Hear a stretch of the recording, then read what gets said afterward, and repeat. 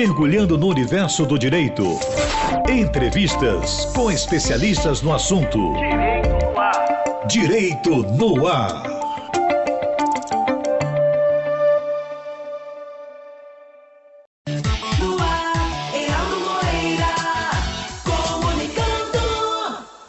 Olá, meus amigos e minhas amigas do Direito no Ar, da Rádio Timbira, em sintonia com você.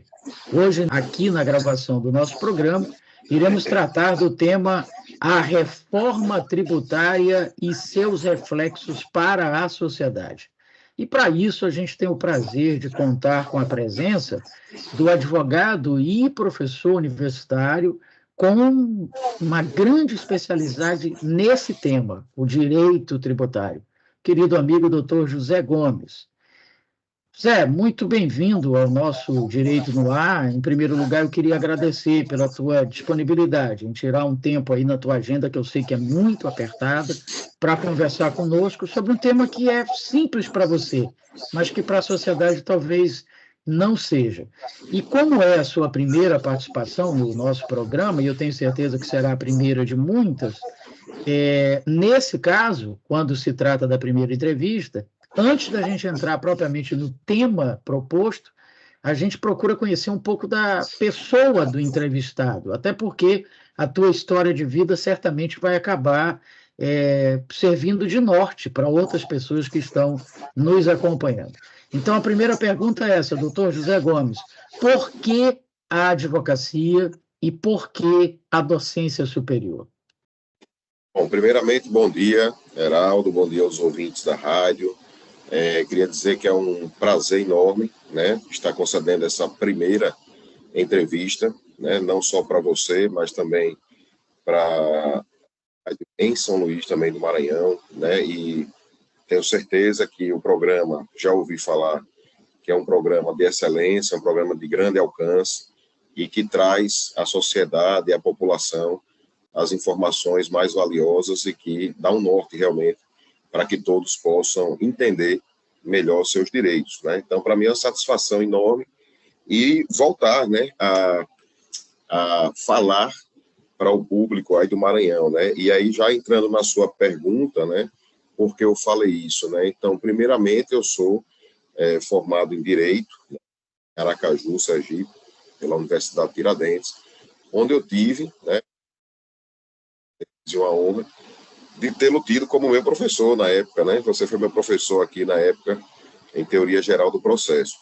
E me formei e fiz uma primeira especialização na área de Direito Contratual, sou especialista em contratos, empresarial, e depois também me apaixonei pelo Direito Tributário.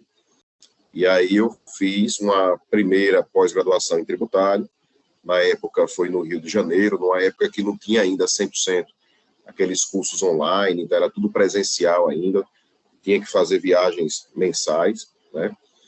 E tive a oportunidade, durante essa primeira pós-graduação em Direito Tributário, já tendo uma em contratos, de ir até, na época, a um convite seu, ir até São Luís do Maranhão, onde eu proferi algumas palestras, algumas reuniões sobre temas na área tributária, e aí tive a oportunidade de morar aí 2 anos, né, onde eu trabalhei dando aula aí no Maranhão, advogando aí no Maranhão, e aí eu tive a satisfação de conhecer essa cidade maravilhosa, e fazer grandes amigos, e tê-lo aí também como um amigo, onde a gente compartilhou muitas coisas em relação à área acadêmica, trabalho e tudo mais. Então, foi uma história muito boa, gosto muito daí, e depois eu regressei por motivos também de trabalho, de estudo, né, para Aracaju, e aí tive a oportunidade de continuar lecionando e aprofundando meus estudos. E aí foi quando eu fiz meu mestrado também em tributário, direito econômico e socioambiental, mas voltado para tributário, na PUC do Paraná, e depois fiz meu doutorado na Federal da Bahia, também em direito tributário, né, com um dos grandes mestres e autores renomados do Brasil aqui, como o professor Edivaldo Brito, constitucionalista, tal, lá na Federal da Bahia. Então, foi uma trajetória acadêmica junto com a advocacia, né? E hoje, graças a Deus, eu tenho uma advocacia na área tributária já nesses 20 anos, aqui em Sergipe, em outros estados. E a área acadêmica é uma paixão, né? É muito bom dar aula, é muito bom estar aprofundando, né? Então, voltar para falar em São Luís, voltar para falar com o público de São Luís, para mim é um regresso à época, né, que eu estava aí. Rememora esse bom tempo que foi estar aí, né? E agora falando de uma forma diferente para um programa também que eu nunca tinha falado. Então, para mim, é uma satisfação e um resumo aí da minha história, um pouco de vida acadêmica e profissional. Maravilha. Bom, agora sim, a gente pode começar a tratar do tema proposto para essa conversa e pelo currículo resumido do Dr. José Gomes, vocês perceberam que ele tem especialização, mestrado e doutorado, além de lecionar sobre o tema, direito tributário. Então, é uma pessoa extremamente capacitada, habilitada para falar sobre a reforma tributária e seus reflexos para a sociedade. Então, a primeira pergunta, doutor José Gomes, vai ser exatamente a gente definir o que seria essa tal reforma tributária. Bom, Heraldo, primeiramente, para definir o que seria a reforma, eu tenho que explicar para os ouvintes como ou como se percebe a tributação hoje no Brasil, porque muita gente fala aí no dia a dia, né, que a gente paga muito imposto, que a gente paga muita taxa, que a gente paga isso, paga aquilo, e as pessoas reclamam muito do custo de produtos, do custo de serviço, e atribui-se a isso a uma carga tributária muito alta, né? E que aí as pessoas ficam naquela sensação de que falta dinheiro devido à quantidade de impostos que se paga. Então, eu vou explicar primeiro que a ideia da reforma tributária não é uma ideia nova, é uma ideia antiga, que já vem tramitando no Congresso desde 19, de uma maneira já, né, mais para o fim. O deputado federal Baleia Rossi, ele propôs uma emenda constitucional, a chamada PEC 45, né, uma emenda para alterar o sistema tributário na nossa Constituição Federal, né, porque o sistema tributário brasileiro, todos os tributos que a gente paga aqui no dia a dia, ele tem uma regra básica, vamos dizer assim, dentro da nossa Constituição. Então, para alterar, para mexer nessa complexidade que é a tributação no Brasil, tem que mexer na base, tem que mexer na estrutura da Constituição Federal. Então, foi proposta essa reforma tributária para isso, para diminuir essa complexidade, né? Porque todo mundo paga imposto para município, todo mundo paga imposto para estado, paga imposto para a União Federal, e às vezes você vai comprar ali uma televisão no supermercado, e você compra aquela televisão ali por R$2.000, mas ali você tem, dentro desse preço, você tem imposto do município, você tem imposto do estado, você tem imposto da União, contribuição social, e aí vai, né? Ou seja, às vezes eu pago R$2.000 na TV, às vezes eu pago, uma outra pessoa vai pagar lá R$100.000 num carro, mas você não sabe a quantidade de impostos, de contribuições que tem ali dentro, como se paga, qual é o valor correto de cada uma, quando um produto paga menos e outro paga mais. E imagine que o povo já acha complicado, né, saber a quantidade de tributo que ele paga quando compra um produto ou um serviço, e imagine também a complexidade que é para o próprio contribuinte, ou seja, para o produtor, para o comerciante, o industrial que está fabricando aquele produto, que também, quando fabrica e põe à venda, ele também recolhe uma gama de tributos, né, que acaba colocando dentro do preço para o consumidor final. E esse industrial e esse comerciante, às vezes, pela grande quantidade também de tributos que paga, ele, às vezes, não consegue, de forma, por mais que tenha uma contabilidade competente, mas, às vezes, não consegue declarar tudo corretamente, lembrar de todos os prazos, lembrar de todos os percentuais, que a gente chama de alíquota, que incide sobre cada tributo daquele, e, às vezes, gera passivo fiscal, débitos, processos judiciais, ações na justiça, para rediscutir se fez certo, se fez errado. Uma pesquisa feita pelos estudos da Procuradoria da Fazenda Nacional aponta que mais de 80% dos problemas tributários hoje na justiça vem das ações de execução fiscal, cobrança de tributos daqueles contribuintes que ou declaram errado, ou calculam errado, e às vezes não por má fé, mas pela complexidade. Então, a reforma tributária teve como principal objetivo diminuir essa complexidade que é o sistema tributário brasileiro hoje, dividido entre União, entre estados, entre municípios. Reduzir essa complexidade, tanto na parte de enxugar a quantidade de tributos que se paga, como também enxugar, reduzir a maneira como se declara, como se arrecada, simplificando o sistema, tanto para o contribuinte, como beneficia aquele consumidor final lá na ponta. Então, esse foi o primeiro objetivo. E por isso que a ideia inicial era se criar um único imposto que abrangesse os principais tributos de município, Estado e União Federal em um único imposto. Esse único imposto, seguindo um modelo mais ou menos que existe em alguns estados europeus, é o chamado IVA, Imposto sobre Valor Agregado. Ele agregaria os principais impostos dos estados, municípios e União. Que impostos seriam agregados? O foco da reforma tributária, essa primeira reforma, porque eu acho que vão ter outras, mas depois a gente fala, mas o foco dessa reforma era toda a tributação que incide sobre o consumo, né? Porque também em outras pesquisas, o Brasil é um dos países onde tem uma maior incidência de tributação na etapa do consumo, ou seja, produtos e serviços que chegam ao consumidor final. Então, se eu for dar um exemplo para todo mundo entender de forma clara, quando você tem uma fábrica, e eu vou dar um exemplo aqui só para fins de exemplo, ela produz aquela televisão que eu falei aqui, ela produz a televisão por R$500. Quando essa fábrica vende essa televisão para o comerciante, para um supermercado, por exemplo, nessa venda, sobre esses R$500, que é o preço do produto, aí você tem imposto da União, imposto do Estado, do município, contribuição, parará. E essa televisão chega lá na fábrica, ou lá no comerciante, por 800. Mas o comerciante, quando vai vender para vocês, consumidores, lá no supermercado, ele vai ter a margem de lucro dele, né? Ele vai agregar serviço, ele tem custo de armazenamento, custo com funcionário, custo com energia, isso tudo ele tem a margem de lucro dele. Então, ele vai vender aquela televisão ali, vamos supor, por R$1.500.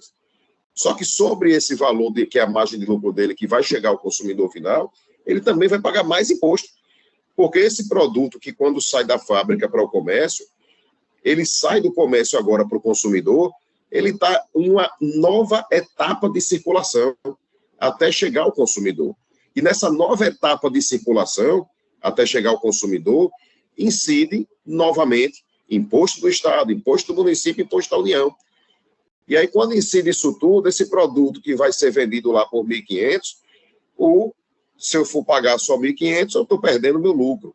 Então, eu vou ter que jogar esse imposto que eu paguei lá dentro para jogar para o consumidor final essa repercussão desses tributos todos. Então, o consumidor final está comprando por R$2.000 aquela TV que saiu por R$500 na fábrica. R$1.500 de tributação e lucro embutido no preço final.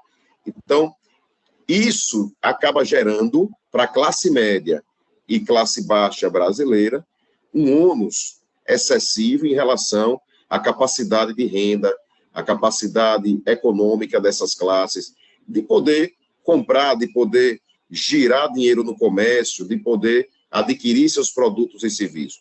A gente sabe que a classe média, classe baixa, são aquelas que mais consomem na ponta, no comércio, no dia a dia, naquele comércio de bairro, naquele comércio ali da cidade, né? Dificilmente essas classes, elas estão comprando produtos através do comércio eletrônico, na internet, ainda compra ali no bairro, no comércio.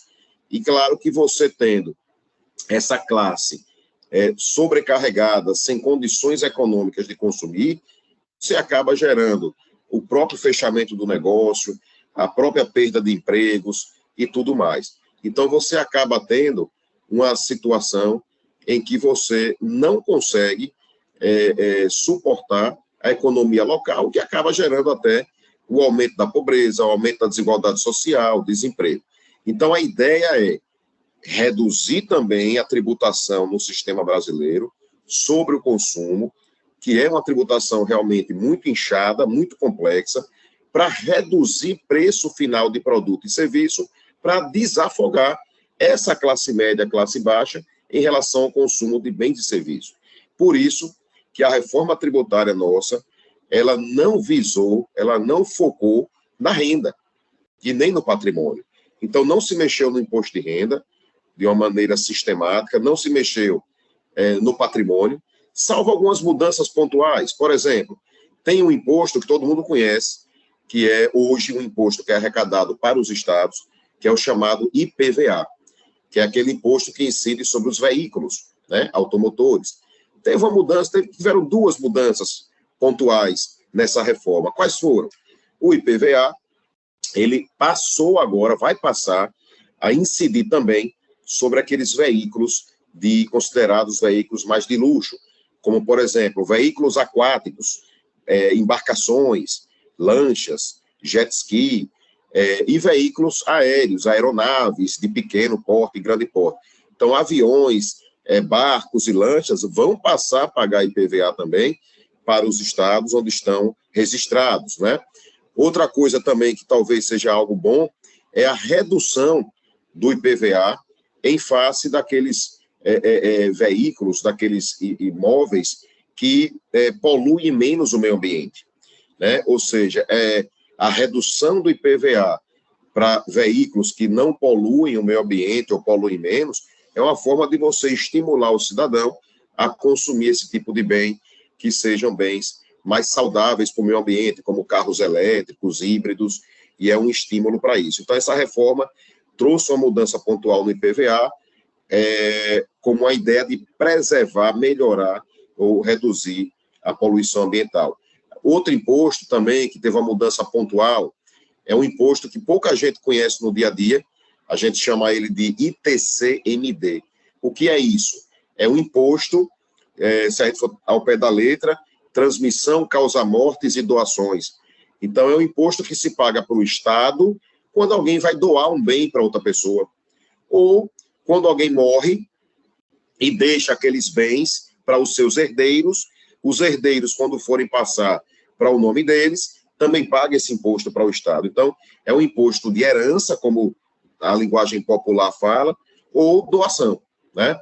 Houve uma mudança? Houve. Nós vamos ter agora vários percentuais sobre o valor do patrimônio que está sendo herdado. Então, vai começar lá de 2%, 3%, podendo chegar a 8%, isso vai gerar um aumento desse imposto, a depender do montante da herança ou do montante do bem que está sendo doado para outra pessoa, né? Então, houve uma mudança pontual também nesse imposto.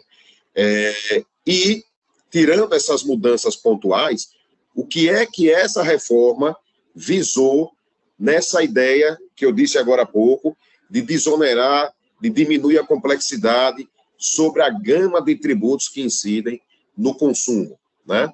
Que é o foco principal do sufocamento da classe média, classe baixa. Foi o seguinte: hoje, o que mais é cobrado em termos de tributos sobre essas relações de consumo, nesses exemplos que eu dei aqui, que vai da fábrica até o consumidor final, são o IPI, que é Imposto sobre Produtos Industrializados, que sai da fábrica, já paga IPI para a União Federal, é um imposto da União Federal, e quando esse produto sai da fábrica, além do IPI, que é pelo fato do produto ser industrializado, também paga ICMS para o Estado.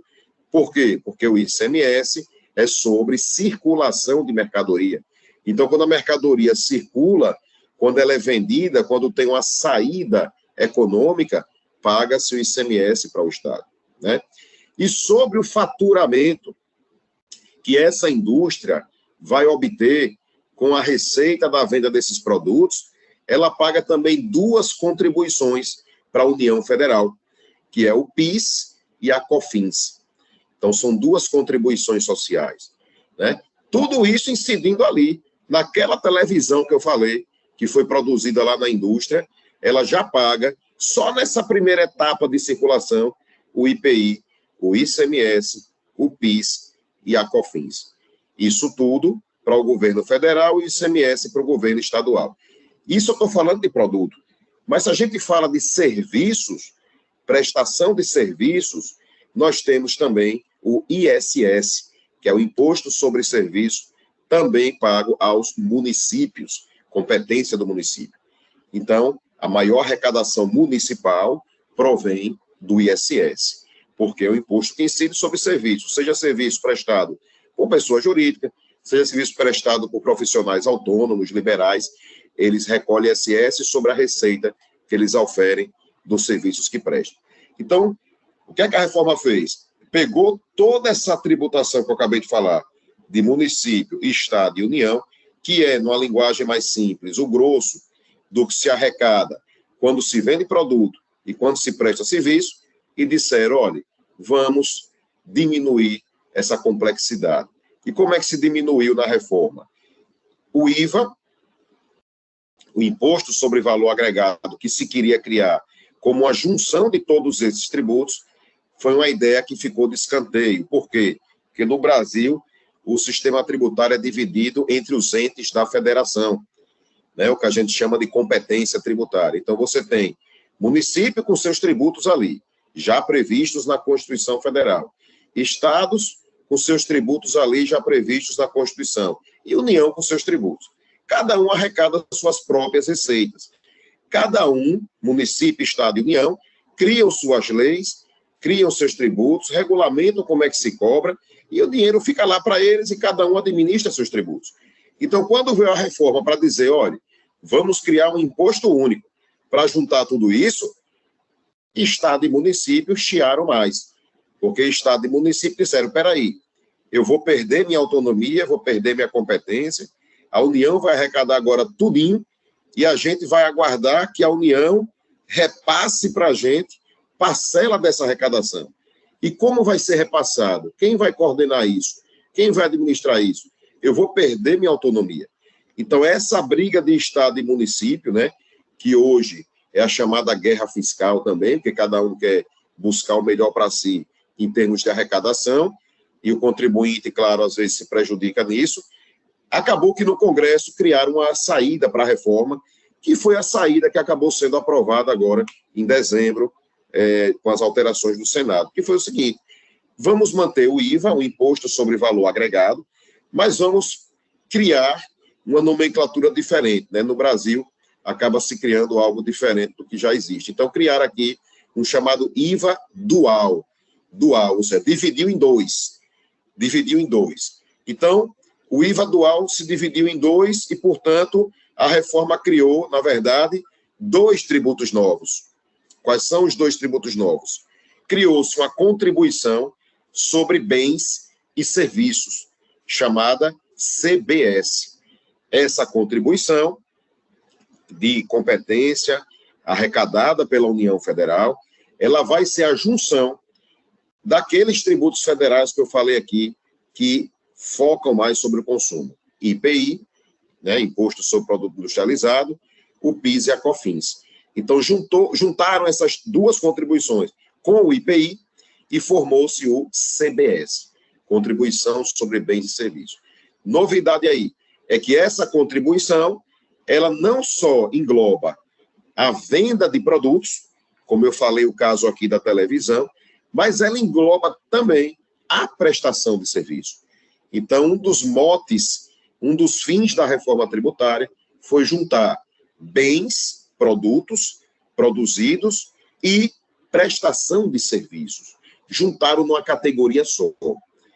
Além de unificar as duas categorias, acaba-se que unifica também a mesma forma de cobrar, o mesmo percentual, e acaba dúvidas que até hoje existem na justiça e brigas enormes na justiça por parte de grandes contribuintes sobre algumas situações específicas na atividade econômica do dia a dia de cada um, para definir se isso é produto ou se isso é serviço, né?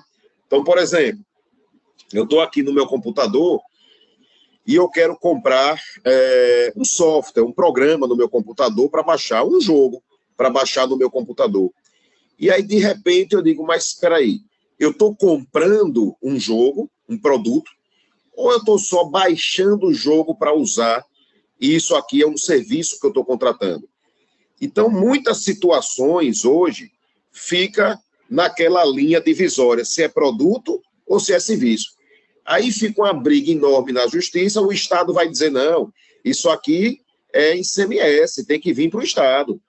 Aí o município diz, não, eu acho que isso aqui é serviço, então eu quero cobrar o ISS. Essa briga vai acabar, porque o CBS unifica bens e serviços. Então, tanto faz se eu estou baixando um software, tanto faz se eu estou contratando a compra do jogo mesmo ali na prateleira, tanto faz. Se for bem, se for serviço, é CBS agora. Então, acaba essa briga histórica aí na justiça. Então, o CBS unifica isso. E Estado e município vão ter também unificados os seus dois maiores tributos, ICMS e ISS. Então, mercadoria do Estado e serviço do município também se juntam agora, se unificam no chamado IBS, Imposto sobre Bens e Serviços. Então, a reforma, numa tacada, ela acaba simplificando a tributação federal em uma única contribuição, simplifica os dois maiores impostos do Estado e município em um único imposto e, além disso, une bens e serviços em uma tributação única. Então, essa foi uma jogada que realmente reduz a complexidade, reduz a guerra fiscal, reduz dúvidas em relação onde ou não vai incidir cada imposto desse. Então, essa foi a primeira ideia da reforma tributária, e que acaba reduzindo a simplificação também, ou melhor, reduzindo a complexidade também para quem arrecada, para quem declara, para quem paga. Porque agora a contabilidade das empresas, ao invés de lidar com 5, 6, 7, 8 formas de tributos, vai lidar com 2, CBS e IBS. Então, isso acaba simplificando também, né? E aí você pode perguntar, tá, mas vem cá, e para o consumidor? E para o povo que está comprando produtos no dia a dia no comércio? E para o povo que vai num salão de beleza contratar um serviço? Ou que vai ali contratar um advogado? Ou que vai pagar um médico, né? Vai ter algum benefício para o cidadão?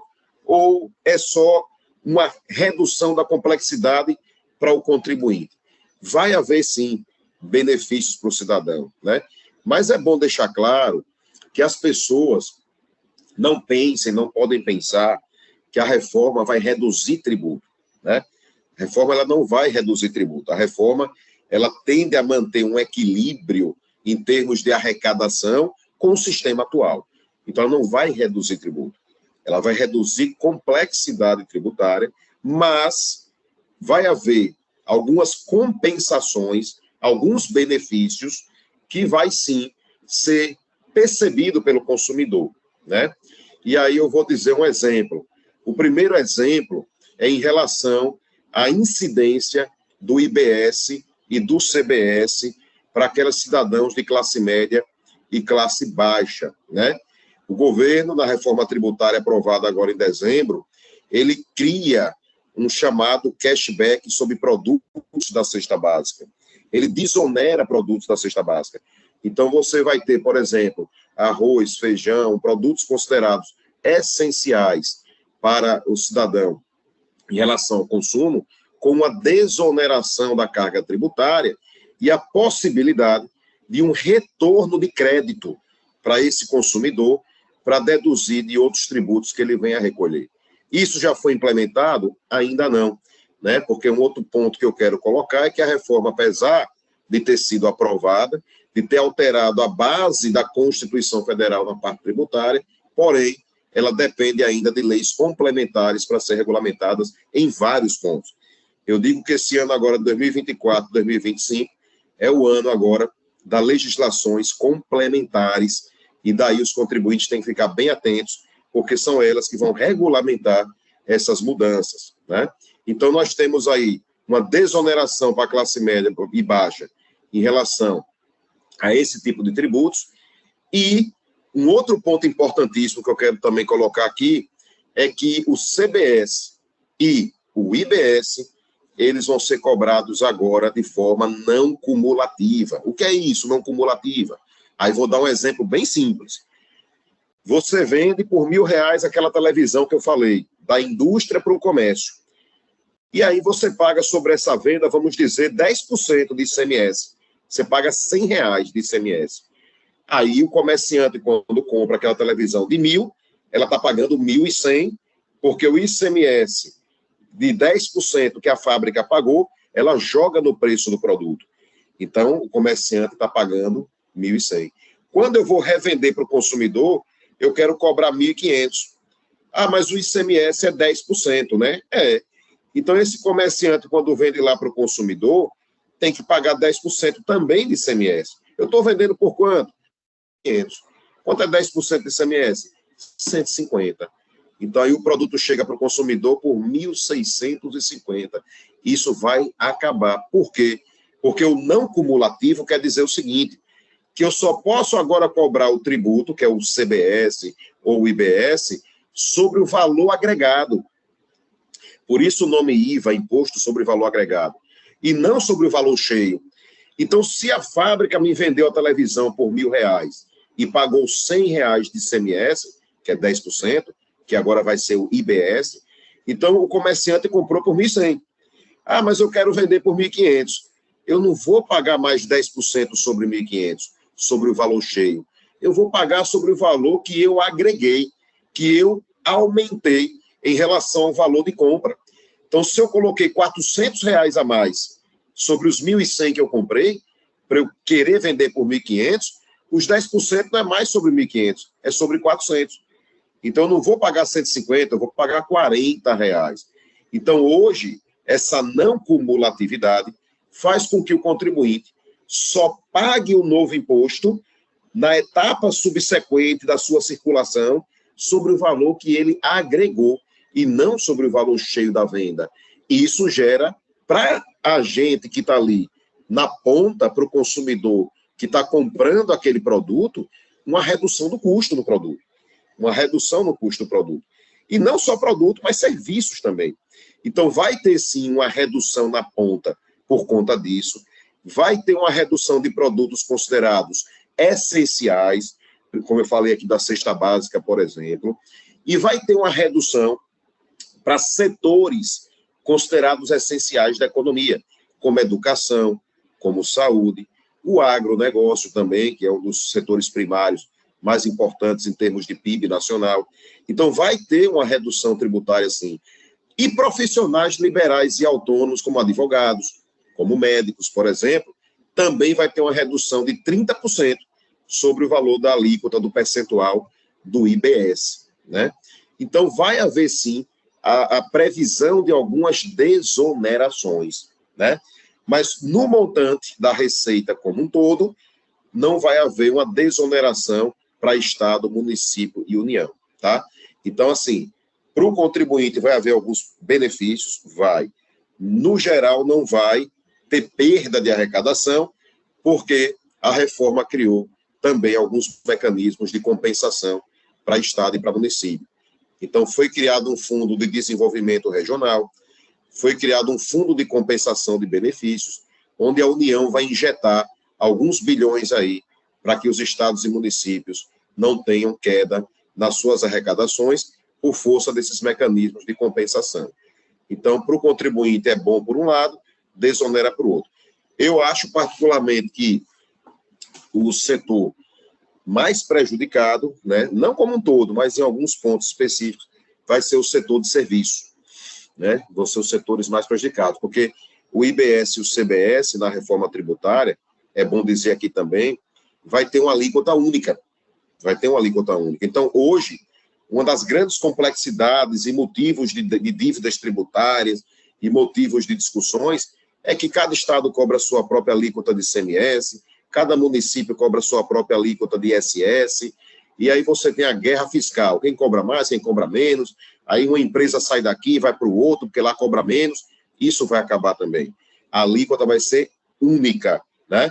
Então, claro que muitos municípios cobram 5% de ISS, mas se a alíquota agora para bens e serviços é única, e estima-se que o patamar para não haver perda de arrecadação vai girar em torno de 25% a 28%, então você vai ter, imagine aí, um advogado, se ele cobrar, digamos, R$2.000, ele paga hoje 5% de ISS, ele paga R$100, e aí vai para 25%, né? Então ele vai pagar 400 e poucos reais. Então, vai ter uma desoneração de 30%, então ele vai reduzir, mas ainda assim vai pagar mais do que o que se paga hoje, né?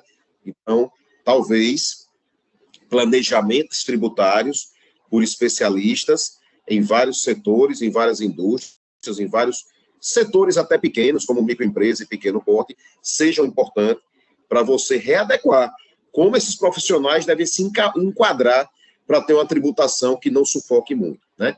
Talvez criação de microempresas, talvez criação de sociedades simples de profissionais, para poder não sofrer tanto de maneira individual. Mas isso aí é uma outra coisa, é uma outra etapa, é uma outra análise de planejamento tributário futuro, mas que vai ser preciso, né? Por isso que eu disse que esse ano e o próximo são os anos dos planejamentos, das análises, das revisões, né? Muitas empresas têm que mudar, né? Por exemplo, vocês sabem que muitos microempreendedores recolhem seus tributos por um sistema simplificado, que é o Simples Nacional, que você paga um único valor para a União Federal sobre o seu faturamento.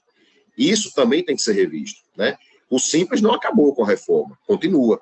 Mas, uma coisa boa, algumas empresas do Simples podem sair do sistema do Simples para obter créditos de insumos que ele compra, de produtos que ele compra, para revender depois no mercado.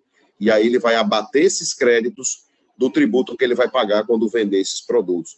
Então, pode ser que, a depender da atividade econômica da empresa que arrecada pelo Simples, pode ser que compense que ela fique fora do Simples, porque ela vai ter uma redução de tributo na saída por força dos créditos da entrada. Pode ser.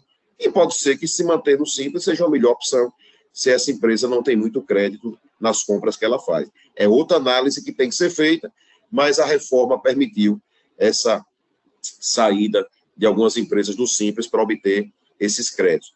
Então, são muitos parâmetros que veio com a reforma, né? E eu queria também pontuar uma outra coisa importante, que além do IBS, além do CBS, né, que vai ser arrecadado pela União, alguém pode perguntar, tá, mas como é que Estado e município vai receber? Como é que Estado e município vai obter essa receita? Foi criado um comitê nacional chamado de Conselho Gestor de Tributos do CBS e do IBS.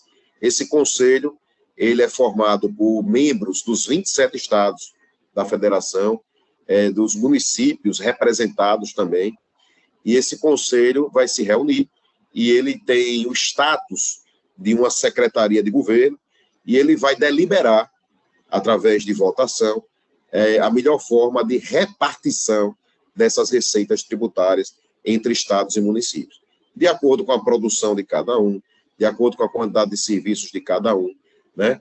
Então, a distribuição vai ser por esse conselho. Inclusive, qualquer discussão, qualquer dúvida, qualquer conflito que haja entre este conselho e os estados e os municípios, também já foi alterado na Constituição, que vai competir ao STJ, ao Superior Tribunal de Justiça, decidir sobre isso. Então, esse conselho é um conselho que unifica, centraliza as regras, a administração e a gestão do CBS e IBS. E aí acaba uma guerra também entre estados e municípios. E outra coisa boa, que também mudou com a reforma, e isso eu achei também muito bom, é o que chamaram de princípio do destino. O que é isso, destino?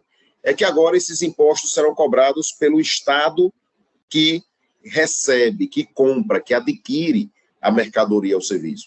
Porque hoje, se eu comprar aquela televisão que eu falei de São Paulo para ir para São Luís do Maranhão, lá, quando ela sai de São Paulo para ir para São Luís, o ICMS e o IPI é recolhido lá em São Paulo. É recolhido na origem. Entra para os cofres do Estado de São Paulo. Se eu sou um consumidor final que mora em São Luís e compro a televisão, para mim, para minha casa, São Paulo fica com todo o ICMS. Agora mudou. A regra agora é que o IBS vai ser do local de destino. Então, se eu comprar essa mesma televisão agora em São Luís, o IBS vai ficar para São Luís, que é o local de destino, onde eu estou comprando, e não mais para São Paulo, que é a origem. Isso estimula o crescimento, o desenvolvimento econômico regional das regiões menos industrializadas, como o norte e nordeste do Brasil, que tem menos indústrias, que tem menos incentivos, ou que tem menos, vamos dizer assim, provimento econômico financeiro, como as grandes capitais do sul e sudeste, por fatores políticos, históricos, geográficos, de portos, aeroportos. Então, com essa aplicação da receita no destino, você passa a ter hoje a possibilidade das regiões norte e nordeste aumentarem suas arrecadações tributárias em relação aos produtos que adquirem do sul e sudeste, né? Então, é um outro mecanismo de compensação criado também pela reforma tributária, né? E criou-se um imposto agora chamado IS, que a reforma tributária também trouxe essa novidade, que é um chamado imposto seletivo, tá? Esse imposto seletivo, como o próprio nome já diz, ele é seletivo, ou seja, ele vai incidir sobre alguns produtos e serviços considerados nocivos. Nocivos a quê? Prejudiciais ao meio ambiente e prejudiciais à saúde, né? Então, cigarros, bebidas alcoólicas e outros produtos considerados prejudiciais à saúde ou ao meio ambiente, você vai ter uma alíquotazinha diferenciada. E isso tende a gerar um aumento no preço final do produto, não para fins arrecadatórios, não para gerar receita, mas para desestimular a população de adquirir esses produtos e serviços considerados nocivos à cesta básica, né? Hoje a gente já vê nos supermercados, né, pela própria regra de transparência nas relações de consumo, mas a tributação tende a ter isso também, que em caixinhas de produtos você olha lá e você diz lá, isso aqui contém isso, contém aquilo, contém isso, que é prejudicial à saúde, contém açúcar, parará, parará. E agora a tendência é que se coloque também nos produtos o quanto de tributo eu estou pagando ali naquele produto. Como acontece em outros países, né, que você vai comprar um produto e você diz, ó, isso aqui custa 10, mas tem R$2 de imposto, então você vai pagar 12. E agora a gente tende a saber exatamente, a clarear para o consumidor, para o contribuinte, quanto eu estou pagando de tributo sobre aquele produto que eu estou comprando ali. Então essa transparência também é algo benéfico para a gente saber até discutir se eu estiver pagando algo errado ou algo a mais, ou um tributo foi indevido, por exemplo, né? Então, o IS vem como um tributo que a gente chama de extrafiscal. É um tributo que visa estimular ou desestimular a compra de alguns produtos e serviços. Então, isso também vai ser muito bom com a reforma tributária, né? Eu tenho feito, Heraldo, alguns vídeos lá no meu Instagram, por demandas de alunos da universidade e por demanda de alguns colegas, sobre esses pontos da reforma, né? E eu pretendo, mês que vem, fazer algo mais específico, até no canal do YouTube e no Instagram, sobre os impactos da reforma tributária por setor. Ou seja, comércio, indústria, serviço, agronegócio. É por setor, né?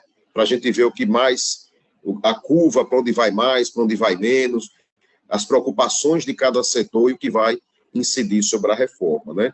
Então, claro que aqui eu dei só uma noção geral, um aspecto geral, mas a reforma ela é muito grande, né? E aí vem as regras de transição ainda, tal, né? Que começa lá em 2026, a tendência é que em 2033 a gente já aplique o sistema também como um todo novo, e aí o contribuinte até 2033 tem que estar muito atento para essas regras de transição, né? Para não pagar mais de um, menos de outro, porque nós vamos conviver um tempo ainda com os dois sistemas, né?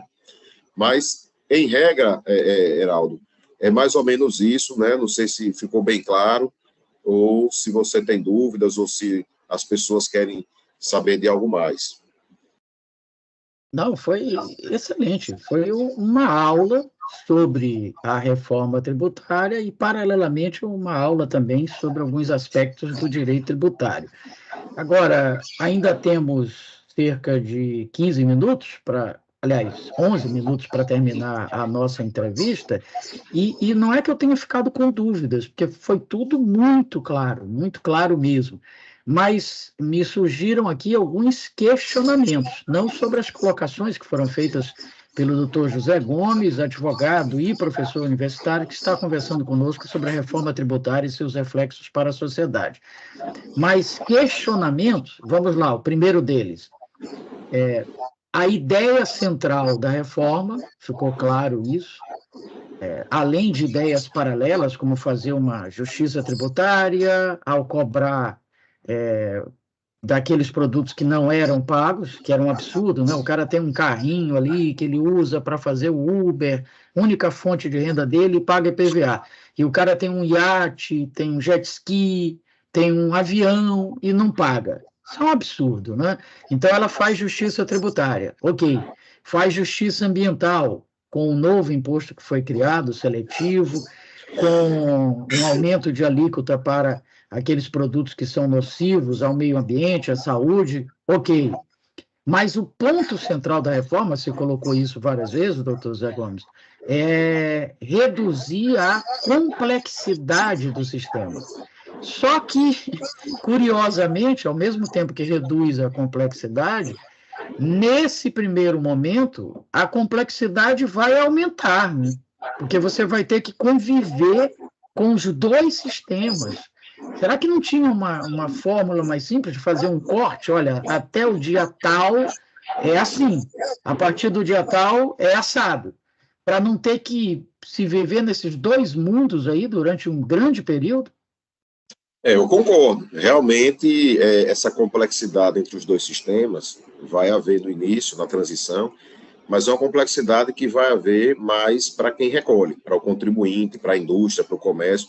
O consumidor não vai realmente sentir diferença, porque os mesmos R$1.000 que eu pago na televisão, eu vou continuar pagando. Então, a complexidade vai estar na parte burocrática, vamos dizer assim, do sistema. Esse corte que você falou, se era possível ser feito um corte, dizer, olha, a partir de tal dia, nós vamos entrar no sistema novo e esqueça o sistema antigo, né? Até poderia ser feito isso, mas eu creio que, pelo que a gente tem visto, ouvido falar também, é que eles estão tendo uma cautela muito grande nesse ingresso do novo sistema, porque eles querem também sentir como vai ser essa arrecadação gradual, essa forma de arrecadação gradual, essa forma de redistribuição de receitas. Porque o impacto da reforma é muito grande. A reforma não é só uma lei que está sendo alterada, é todo um mecanismo constitucional, é todo um sistema. Isso afeta a União, isso afeta estados, municípios, redistribuição de recursos, como vai ser redistribuído, como vai para cada um. Então, você implementar um sistema integralmente de uma vez por todas, isso implicaria num impacto realmente muito complexo na hora de jogar dinheiro para um lado, jogar dinheiro para o outro, reuniões de conselho e tudo mais. Então, quer-se fazer algo gradual para que não o consumidor, a preocupação é com quem recolhe, com os contribuintes e com o próprio poder público que vai receber, para que não haja nem prejuízos e para que também não se implique numa mudança radical ao ponto de também gerar um déficit e acabar mexendo lá com o consumidor final. Tanto é que a proposta também de transição, ela é muito sutil. É porque eu falei aqui na regra de transição, mas, por exemplo, em 2026, vai entrar o CBS com 0,1%, se eu não me engano, não, 0,9%, o CBS. O IBS com 0,1%. Então, na prática, a partir de 2026, a única coisa que vai ter é um CBS e um IBS que vai passar a ser cobrado dos contribuintes, juntando os dois, 1%. Aí você vai dizer, tá, mas e o ICMS, o ISS, os demais continuam? Continuam. Só que continuam do jeito que estão, reduzindo em quanto? Em 1%. Então vai ser, na verdade, o seguinte, à medida que o CBS e o IBS for aumentando o percentual de incidência, os demais vão reduzindo proporcionalmente até o ponto de ficar só o CBS e o IBS. Então, o que é que vai mudar na complexidade? Só a entrada do CBS e IBS. O resto continua como está, né? E a arrecadação dos dois vai ser mais simples, porque vai ser um documento único de arrecadação. Então, você vai calcular sobre o valor que você recebeu de receita, aplica 1% e paga. Não vai ter distinção de produto, de serviço. A outra coisa importante, a alíquota é única, não vai ter diferença mais nenhuma de alíquota entre município, estado e União. É uma alíquota para todo mundo, para qualquer produto, para qualquer serviço, né? Porque hoje televisão é diferente, carro é diferente, refrigerante é diferente, e aquela agonia, aquele corre-corre chega, esse produto aqui tem isenção, não tem, aquele outro tem benefício, não tem, esse é nocivo, não é, vai acabar com isso, esse é eletrônico, esse aqui não é eletrônico, acabou, a alíquota agora é única para qualquer bem e serviço, então isso já simplifica também a arrecadação, né? Então eles só querem criar uma transição mais paulatina para fins de adaptação de sistemas, mas com certeza essa complexidade de transição vai ser muito mais sutil do que se pensa pela simplificação que houve no sistema. Perfeito. Bom, um outro questionamento que me surgiu. O senhor deixou muito claro que não vai haver, em termos gerais, uma redução da carga tributária com essa reforma. O que vai haver é uma diminuição da complexidade, aquilo que diminuiu num tributo aumenta em outro para compensar, então não vai haver uma redução da carga tributária. Ok, mas vai haver também um aumento da carga tributária? Sim, haverá um aumento que vai ser sentido principalmente, como eu disse aqui, pelo setor de serviço. Porque hoje a maioria dos municípios recolhe em torno de... Eu coloco aqui, por exemplo, aqui em Sergipe, tem municípios que são 2%, 3% de ISS. A capital é 5%, então é o maior que nós temos. Então você vai ter aí um advogado que vai pagar 5% de ISS. Ele vai passar a pagar 25% de IBS. Vai ter uma redução para profissional liberal, mas vai ter uma redução aí em torno de 30%. Então, se o IBS for, digamos, 25%, 30% sobre 25% aí, vai dar 7,5%, vamos colocar aí 17%. Ainda vai ser um aumento, porque ao invés de eu pagar 5% que eu pago hoje, eu vou pagar 15%, 16%. Então, para o prestador de serviço, vai haver sim um aumento. Então, é um setor que tem que ficar atento, que é o setor de serviços, porque esse preço vai ter que acabar sendo repercutido para quem consome, né? Então, pode sim haver um aumento, apesar de haver reduções em produtos e em alguns serviços essenciais, mas outros serviços vai gerar sim um aumento da carga tributária. Então, isso vai ser sofrido pontualmente por aquele serviço ali que está sendo prestado ou consumido. E aí, para isso, entra a saída do chamado planejamento tributário, que pode ser objeto de uma nova entrevista nossa daqui a mais algum tempo, sobre enfrentando já a reforma tributária, mas olhando também para o sistema atual, para o presente, né? Sobre planejamento tributário, como fugir de alguma forma, né, de uma maior tributação. Porque fugir dos impostos não há como, não é? Como aquele ditado, não é, doutor José Gomes, que a única coisa que a gente tem certeza na vida é a morte e os impostos. Né? A morte e os impostos, verdade. Pois é. Então não tem como fugir disso. O que dá, não dá para driblar a morte, mas dá para driblar os tributos com planejamento tributário. Bom, doutor José Gomes, infelizmente a gente está chegando ao final da nossa entrevista, extremamente rica e ilustradora, foi maravilhosa. Criou aquele gostinho de quero mais, né? Poxa, eu quero ouvir mais esse cara falando sobre esse tema e sobre outros temas correlatos. Mas temos aqui a limitação do nosso tempo. Então, eu queria agradecer mais uma vez a sua participação e aproveite esse instante para colocar no ar aí as suas redes sociais, já que o senhor falou que rotineiramente publica lá postagens sobre esse e outros temas. Então, agradecer também, dizer muito obrigado pelo convite, muito obrigado pela oportunidade. Voltar a falar com você, e principalmente em São Luís, é muito bom.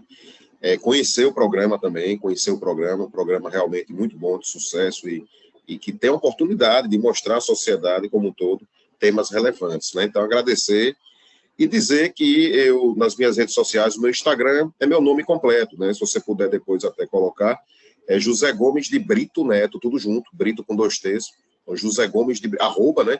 José Gomes de Brito Neto. Esse é meu Instagram. Lá eu publico vários temas, tem vários vídeos também gravados sobre detalhes da reforma tributária, tem posts também para as pessoas entenderem de maneira mais simplificada a reforma, e outros temas também, que eu trato no meu Instagram, e vai ter um curso mais detalhado que eu vou, provavelmente daqui a 2, 3 meses, dar no YouTube também. Então, quem quiser seguir é só colocar lá, e estou disponível também para dúvidas, é só mandar no direct lá que a gente tira dúvidas também. Mas muito obrigado pelo convite, espero revê-los, como diz o piloto, em próximos voos. Com certeza. Muito bem, conversamos com o advogado e professor universitário, especialista no direito tributário, Dr. José Gomes, sobre a reforma tributária e seus reflexos para a sociedade. Então é isso, um forte abraço a todas e a todos e até a semana que vem com o seu Direito no Ar.